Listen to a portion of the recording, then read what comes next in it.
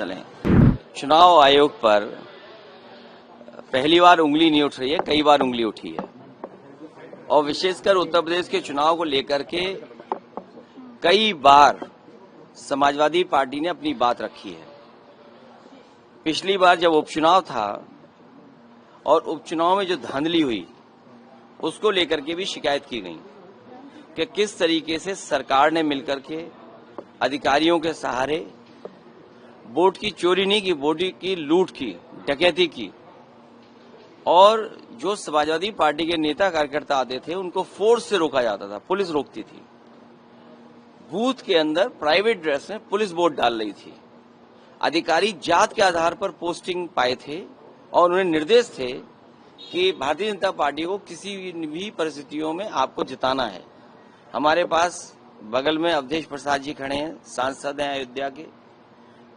इनकी खुद की विधानसभा में चुनाव चल रहा था। इतना भारतीय जनता पार्टी को कभी भी उस विधानसभा में वोट नहीं मिला। जीत हार अलग होती है, लेकिन इतना वोट पार्टी को कभी नहीं मिला। लेकिन बेईमानी कर करके बड़े पैमाने पे हर बूथ पर जात के आधार पर अधिकारी लगा करके, जात के आधार पर पोस्टिंग दिलवा करके वोट की लूट की गई थी।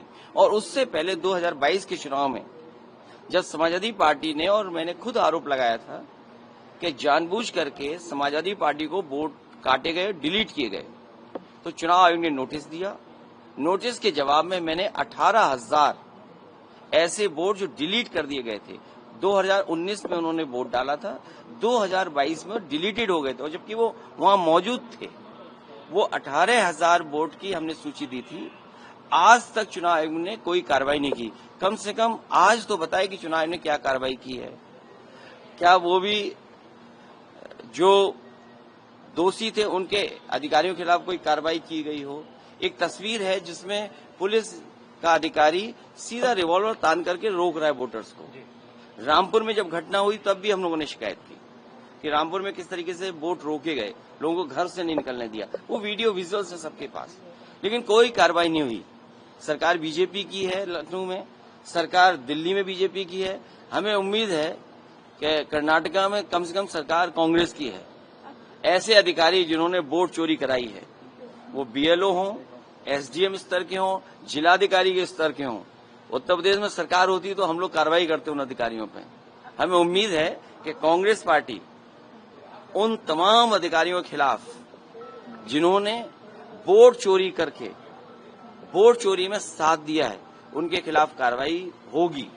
और जब कभी समाजवादियों की सरकार बनेगी, और हम उम्मीद है कि हम चुनाव आयोग से अपील करते हैं कि कछुए की रफ्तार से न चलें। इधर तो फास्ट ट्रैक बन गए हैं कोर्ट्स, फास्टेस्ट ट्रैक कोर्ट में कम से कम फैसले हों, निर्णय हो, जिससे लोकतंत्र बच सके।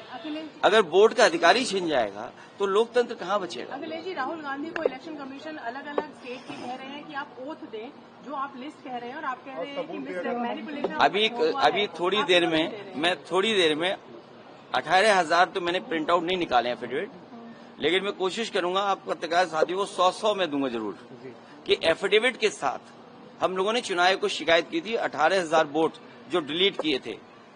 तो पहले इस पे कार्रवाई कर दे चुनाव आयोग, ऐसे दोषी अधिकारी उन पे कार्रवाई कर दे। राहुल गांधी पे आपको कुछ नहीं कहना कि वो क्यों नहीं वोट दे रहे हैं? नहीं, वो कांग्रेस पार्टी और राहुल गांधी, क्योंकि ये एक्सरसाइज इसके बाद होगी, उनके कार्यकर्ता लगेंगे और ऐसे वोट जो निकाल दिए गए, डिलीट कर दिए गए, उनका एफिडेविट लेके आएंगे। हम भी एफिडेविट लेकर के आए ना। हमने तो 18,000 वोट जो डिलीट हुए थे चुनाव आयोग को शिकायत की थी। चुनाव आयोग ये बताए कि उन अधिकारियों के खिलाफ क्या कार्रवाई की है कि जब 18,000 वोट डिलीटेड किए गए थे, डिलीट हुए थे, उनका बाकायदा एक का मैंने एफिडेविट दिया है हर वोटर का, उसके खिलाफ क्या कार्रवाई दी। अगर उसमें कार्रवाई नहीं हुई है तो कांग्रेस पार्टी के राहुल गांधी पे क्यों आप पूछ रहे हो कार्रवाई होगी कि नहीं होगी? सर, आप लोग अपना नाम भेजेंगे, लिस्ट भेजेंगे, जो 30 लोगों का नाम मांगा गया है? 30 में तो हम होंगे।